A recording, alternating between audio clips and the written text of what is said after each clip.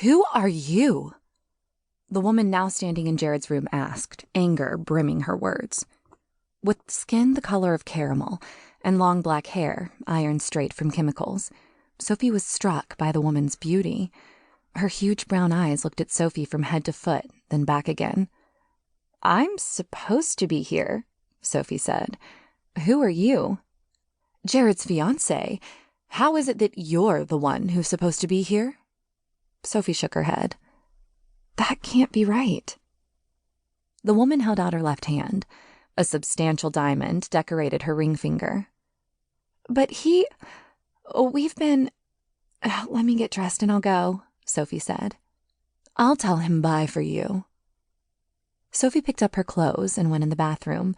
She dropped them on the sink and then grabbed the edge of the counter.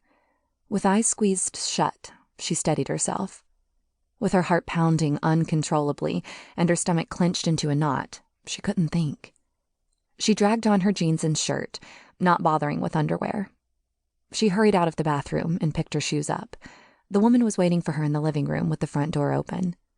Sophie stopped short of running out of the apartment.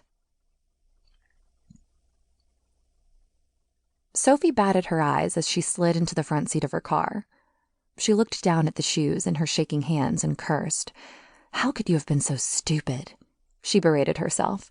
"How could you let yourself trust someone so quickly?" She leaned her forehead against the steering wheel and closed her eyes. Jared's face, handsome and serious, flashed into her mind. The restrained smile he'd shared when they met in his office made her shiver from crude attraction, but the memory made her stomach clench with nausea. She pushed open the driver's side door and shifted so her feet were hanging out. Setting one shoe on the floor beside her, she slid the other one on. She repeated the same step with the second shoe. Just as she closed the door again, Sophia's cell phone rang. She looked at the display, seeing Jared Beltran's name shining back at her. She jabbed at the end call button and watched it disconnect. Sophia dropped the phone on the seat beside her and pounded the steering wheel with her fists. Breathless and angry, she tossed herself back in the seat. Her hands ached, felt bruised. She shook her head, disgusted with her stupidity. She considered deleting his number.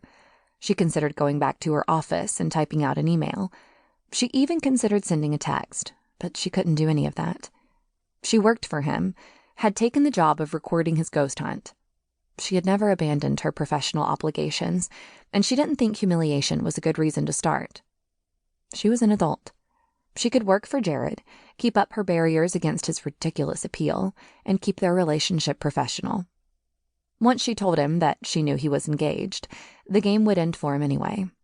She doubted he wanted an honest, upfront affair since he had hid his fiancé from her.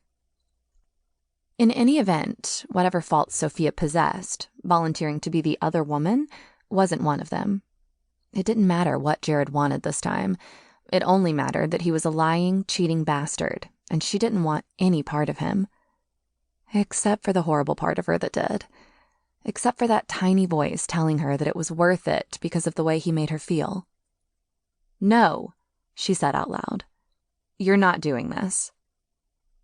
Sophie dropped her forehead back against the steering wheel and closed her eyes. She breathed long and deep, regaining control of herself.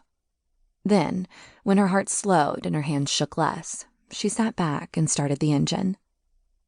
She glanced at her watch. She needed to shower, change clothes, and get to the haunted house. She needed to make sure her camera batteries were charged, change the memory cards for fresh ones, and go over the basic protocols for how the night would play out. Sophie backed out of the parking space and then drove out of the lot to head for home. As she drove, she grabbed her phone, put it on speaker, and called Elise, her sister. She knew it was illegal to use her cell phone while driving, but she didn't care. Mentally, she dared any cop to give her a ticket. Maybe she deserved it, she thought, for having sex with an engaged man. "Hey, Sophie," her sister said, sounding distracted. "Max, put that down. Put it down,"